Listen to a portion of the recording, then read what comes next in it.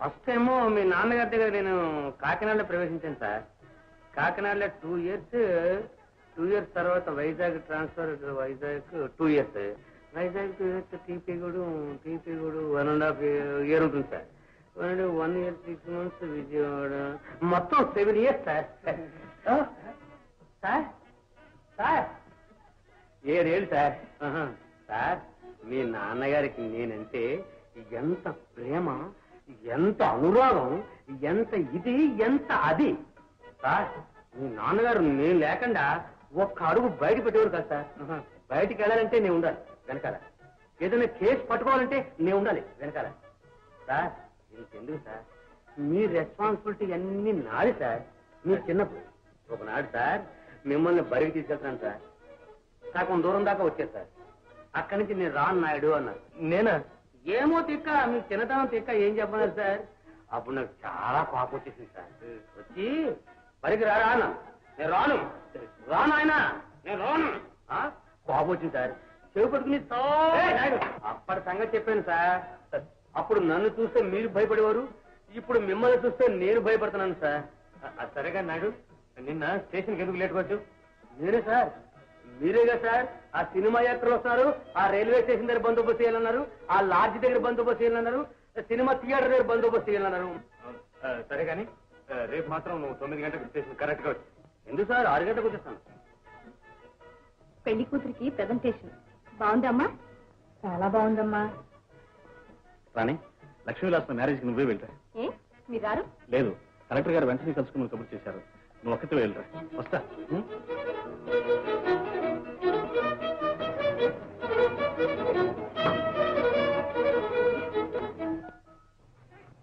రాణి, వెంటనే తిరిగి వచ్చేస్తానే, తొందర లేదు, మెల్లిగా రావు.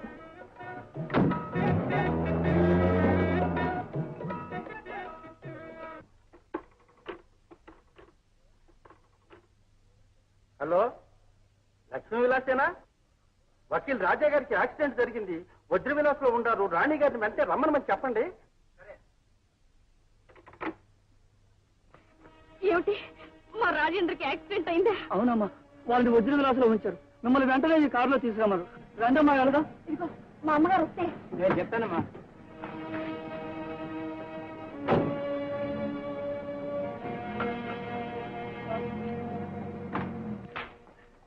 అయినా తల్లి వచ్చావా కూతురా? మా వారెక్కడ? పైనమ్మా, పైకి వెళ్ళు. ఆయన ఎంత బాధపడుతున్నాడు ఏమో. పైన పదమ్మా, నర్సం కూడా పైన ఉంది. పద తల్లి, నేనే డాక్టర్ గారికి ఫోన్ చేస్తా. నువ్వు పదమ్మా, పద.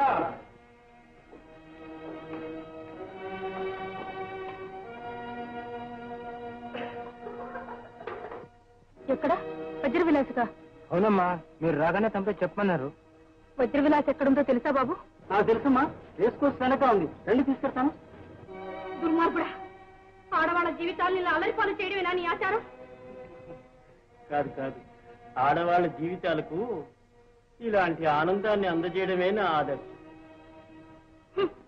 అది నీ అంతానికి దారి తెలుసా? మీ అయ్యగారు ఎక్కడ? పైన ఉంటారు, గురు పెట్టి నిద్రపోతుంటారు సార్. సరే లేపుతాం. అయ్యో కారు కారు, అయ్యగారు పడక మీద ఉండగా ఆకు కూడా అల్లాటానికి వీల్లేదు సారు.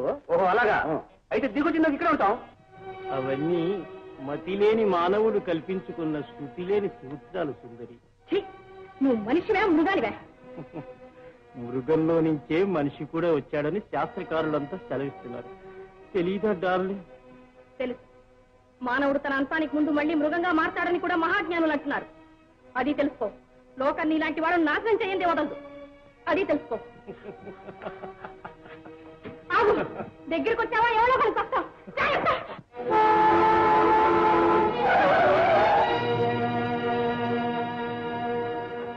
ఏమమ్మా, పసిపిల్ల రోడ్డు మీద ఉంటే అపాయం కదా?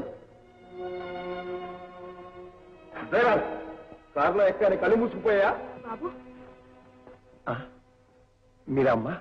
అవును బాబు, కాస్త తొందర పని మీద వెళ్తున్నాను. ఎక్కడికమ్మా? మా రాజేంద్రకి ఏదో ఆపదట. లేడు బాబుగా. ఎక్కడమ్మా? వజ్ర విలాసం అనట. మా రాణి కూడా అక్కడికి వెళ్ళింది బాబు. రాణి కూడా అక్కడికి వెళ్ళిందా? వజ్ర విలాసుగా? అబ్బాబా, జమగండంగా ఉంటే మీతో నా పేరు బ్రహ్మాండం సారు. అందం అంటే అందంగా ఉంటుందయ్యా. బ్రహ్మాండం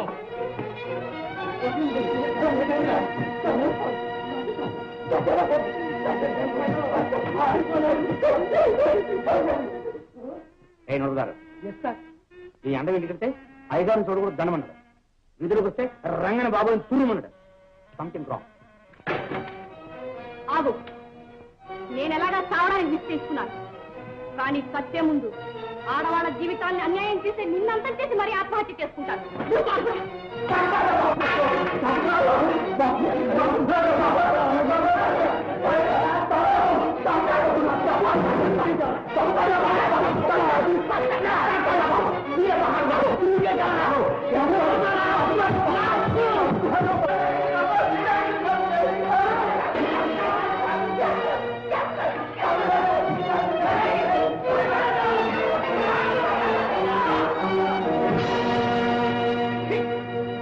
రంగన్న, నువ్వా? నేనే. మా అయ్యగారి కుటుంబాన్ని అన్యాయంగా పట్టున పెట్టుకున్నావు. నీ అంతం చూస్తే గాని వదలంరా. మోస్తాంగా రాక్షసుడా, నీ నోరు ఆఖరిసారిగా మూసేస్తా.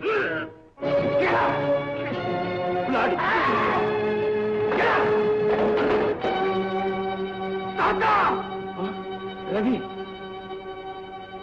తాత తాత తాత, పాపకుడా, పూజ్యుడైన తాతను పట్టను పెట్టుకున్నావా? నా రూప రాక్షసుడా, ఈ రక్తపు చేతులతోనే నేనెత్తులు చూస్తాను. పండిందిరా నీ పాపం, నిండిందిరా నీ అడుగు ముందుకు వేసావా హతమారుస్తాను. ఈ నాగేశ్వరరావు ఆనందానికి అడ్డు వచ్చే వాళ్ళందరూ అంతం కావాల్సిందే. నా రహస్యం నా ఒక్కరితోనూ నిలిచిపోవాల్సిందే. మీ అందరూ కట్టగదులు కావాల్సిందే. ముందు నువ్వు పోనీ, ముందు నువ్వేస్తావు.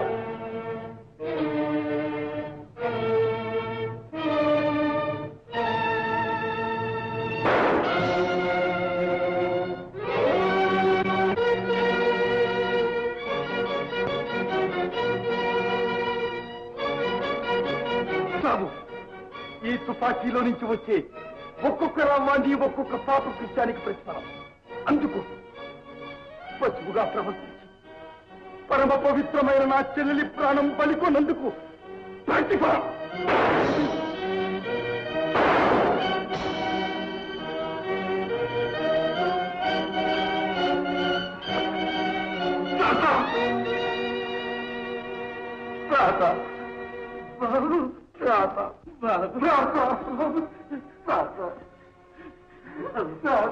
ఏం జరిగింది బాబు? అమ్మా, రంగన్న, మీరమ్మా బాబు, అమ్మ అమ్మా, శాంతమ్మ తల్లి. నా మాటిగా అమ్మా, ఒక్కసారి అలా చూడమ్మా, సరిగ్గా చూడమ్మా. మీ పెద్ద బాబు రవి. బాబు బాబు రవి బాబు, చూడు. నిన్న 9 మాసాలు మోసిన నీ కన్న తల్లి. అమ్మా బాబు, అమ్మా అమ్మా అమ్మా రవి, అబ్బా, బాబు వెళ్ళిపో తాత, వెంటనే మీ అమ్మతో వెళ్ళిపో. ఈ నేరం నేను చేశానంటాను, ఈ నాగేశ్వరాన్ని నేను చెప్పానంటాను. వెళ్ళిపో బాబు. తాత ఆడవాళ్ళ చెప్పకు. వెళ్ళిపో తాత, వెళ్ళు బాబు. ఆఖరికి నీ అన్న బిడ్డ చేతుల్లోనే నీ ఆయుష్ మూడిందా నాయన? అమ్మా, ఎప్పుడమ్మా వీడు? ఇంకెవరు నాయన? నీ చిన్న తండ్రి. అయితే నాన్న తప్పింది వీడే అన్నమాట. బాబు బాబు, వీడేం చేసిన పాపం లేదు. అక్కడ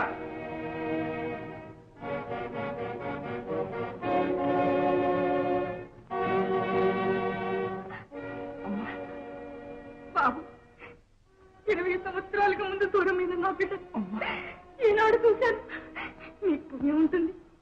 నా రవిని విడిచిపెట్టి నన్ను తీసుకెళ్ళండి. బాబు, నా బిడ్డను విడిచిపెట్టండి. విడిచిపెట్టడానికి వీల్లేదమ్మా, అతను ముద్దాయి. తీసుకెళ్ళండి పోలీస్ స్టేషన్. బాబు బాబు బాబు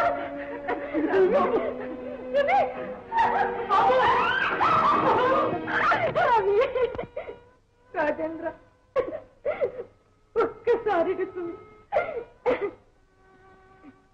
కన్న బిడ్డని కళ్ళారా చూసి చూడకమను కళ్ళు పుడుచుకుని కుమలిపోతున్న ఈ పాపాత్మరాలు ఒక్కసారి చూడు.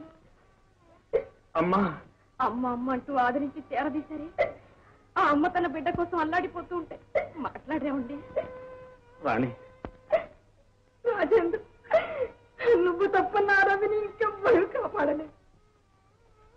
రాజేంద్ర, ఇక నుంచి ఎవరి తరఫున వాదించడానికి నాకు వీల్లేదమ్మా. ఎందుకు వీల్లేదు బాబు? ఈవేళ నుంచి నేను న్యాయవాదిని కాదు, జడ్జిని. అయితే ఇక నా రవి గతి న్యాయశాస్త్రం చేతుల్లో ఉంది.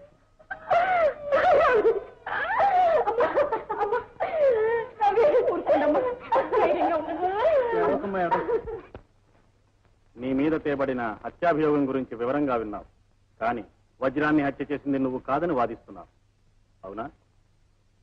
అవును. అయితే నాగేశ్వరరావుని హత్య చేసింది కూడా నువ్వు కాదని చెప్పగలవా? చేసింది చేయలేదని చెప్పే అలవాటు నాకు లేదు. నీ తరఫున వాదించడానికి న్యాయవాదులు ఎవరైనా ఉన్నారా? ఉన్నారు, డబ్బిస్తే. కానీ నా దగ్గర ఆ డబ్బు లేదు. నీవు కోరితే నీ తరఫున వాదించడానికి న్యాయవాదిని కోర్టు వారు ఏర్పాటు చేస్తారు, ఉచితంగా. అంగీకారమేనా? కృతజ్ఞుని.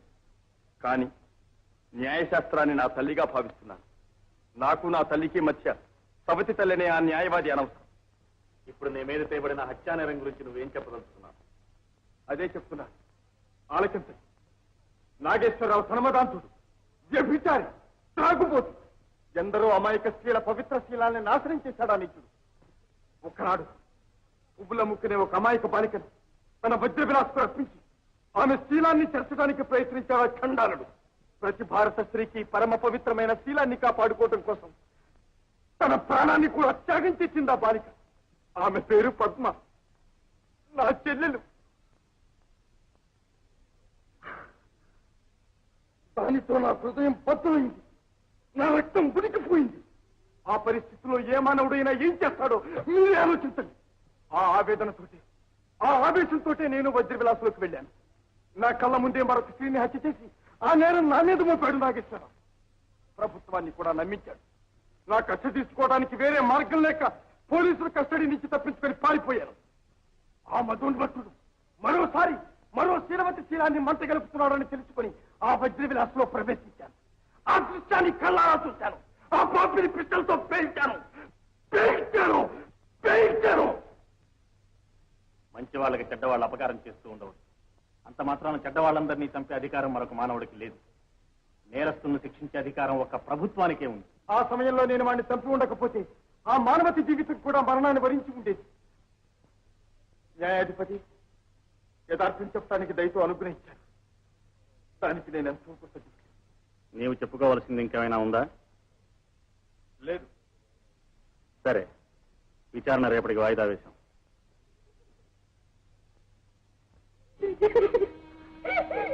అమ్మా, విచారించకండి, ధైర్యంగా ఉండండి. ఇంకెక్కడ ధైర్యం అమ్మ? నా ధైర్యం అంతా దగ్ధమైపోయింది. నా బ్రతుకంతా నాశనమైంది. రాజేంద్ర, శాంతమ్మా, నువ్వేనా? అవును స్వామి, శాంతమని. ఆనాటి నుంచి బిడ్డల్ని చూడాలని కాంక్షతో చావకుండా జీవితం వల్ల బ్రతికున్న శాంతమ్మని. నేను చచ్చిపోయినా బాగుండేది స్వామి. శాంతమ్మ, ఎందుకమ్మా అంత ఆవేదన? ఆవేదనే స్వామి, కనిపించిన కంటి బాబుని కళ్ళారా చూశాను. కానీ అందుకోడు అడుగురా నేను కాక ఆవేదన పడుతున్నాను. కన్న బిడ్డను క్షేమంగా కలుసుకుని కూడా అందుకోలేక ఆవేదన పడుతున్నావా అమ్మా? ఏమి స్వామి మీరనేది? నా బిడ్డ అబ్బాయి నుంచి బయటపడ్డాడా? తిరిగి నా చేతుల్లోకి వస్తాడా? శాంతమ్మ, ఉయ్యాల్లో బిడ్డను పెట్టుకుని ఊరంతా వెతికినట్లుంది నీ గాథ చూసి. రాజేంద్ర, మీ అమ్మను గురించి అనేక సార్లు ఆవేదన పడ్డావు కదూ. కళ్ళారా కరువు తీరా చూడు నీ కన్న తల్లి. నవమాసాలు మోసిన్ను కన్న నీ మాతృమూర్తిని కన్నుల పండుగ రాజేంద్ర, ఈమె నీ తల్లి. అమ్మా, ఇతడే నీ రాజా. రాజా, అమ్మా, మా బంగారు తల్లి. రాజా, దగ్గరలో ఉండి కూడా కన్న బిడ్డలు గుర్తించలేకపోయినా అనుకున్నాను. ఎంతకాలం చేసుకున్నాను బాబు. అమ్మా, అమ్మా ఏది ఇంకొకసారి నారారా కడుపు తీరా అమ్మాని పిలువు. అమ్మా, అమ్మా. రాజా, ఆ బంగారు తల్లి. మరి రవి అంటే నీ రక్తంలో రక్తం, నీ అన్న. అమ్మా, ఏమిటమ్మా శాంతమ్మా, మీ పెద్ద అబ్బాయి రవి కూడా కనిపించాడా? కనిపించాడు స్వామి, కనిపించాడు. ఎంత అదృష్టవంతురాలవమ్మా. అదృష్టవంతురాలు కాదు స్వామి, అభాగ్యురాలి.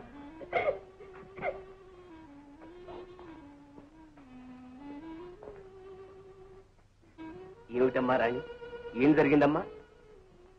ఒక నీచుడు నన్ను నిర్బంధించపోతే ఆయన ధైర్యంగా ఆ మూర్ఖుని అంతం చేసి నన్ను కాపాడారు. అందుకని ఆ మహాత్ముని జైల్లో పెట్టారు. ప్రభు, ఏమి నీ సృష్టి వైచిత్యం. చెదిరిపోయిన కుటుంబాన్ని చెరదీశావు, కన్న బిడ్డలనిద్దరినీ కన్న తల్లికి చూపావు. కాని కాని ఏకగర్భ జనితులైన అన్నదమ్ములిద్దరు నేటికి న్యాయ దృష్టిలో విరోధులైనారు స్వామి.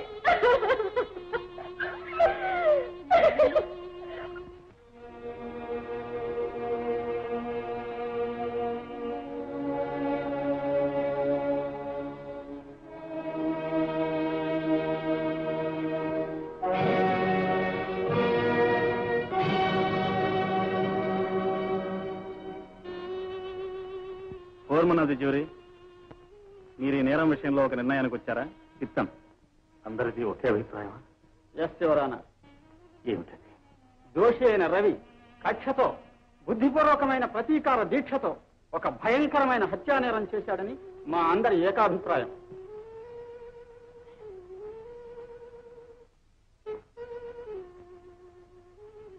జ్యూరీ అభిప్రాయంతో నేను ఏకీభవిస్తున్నాను.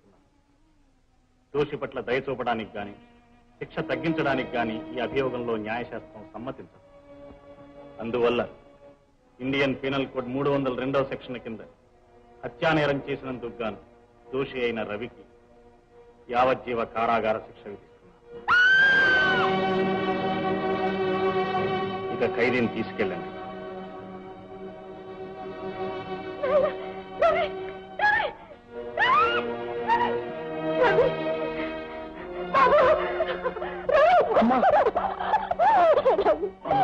నెల రోజులైనా పూర్తి కాలేదు తండ్రి నిన్ను తెలుసుకుని. కల్లారా కరువు తీరా నిన్ను చూసుకోలేదు. కడుపార కోరిక తీరా నీతో మాట్లాడలేదు నాయన. ఆయన అంతలోకి ఆ భగవంతుడు నిన్ను నాకు దూరం చేస్తున్నాడు. కానీ నిన్ను విడిచిపెట్టి ఎలా ఉండను బాబు. మనమంతా భగవంతుని చేతిలో ఆట బొమ్మలు. సుఖ దుఃఖాలు, సంయోగ వియోగాలు మానవ జీవితాలకి తగ్గ కావలసింది కాక నానదమ్మా.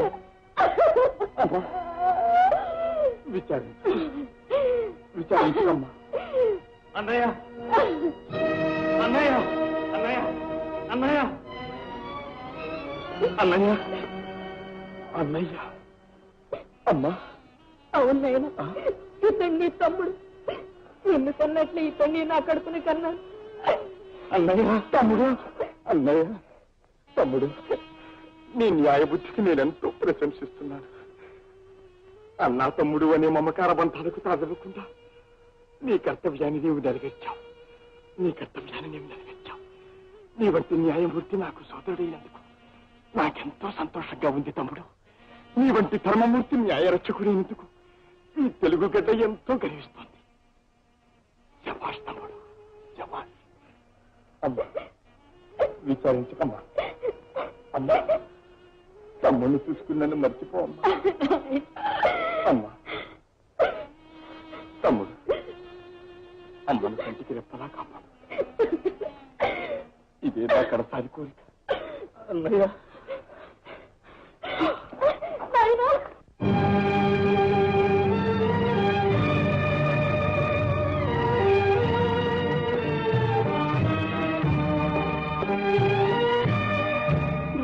స్వజనులచే అన్యాయముగా దూరమైరి ఆనాడు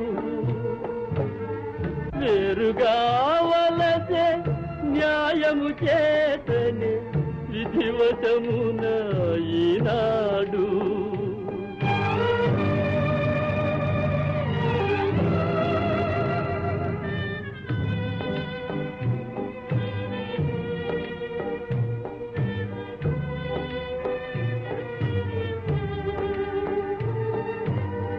తనువులు దూరము చేయగలరు ఏ తగిన వారలైనా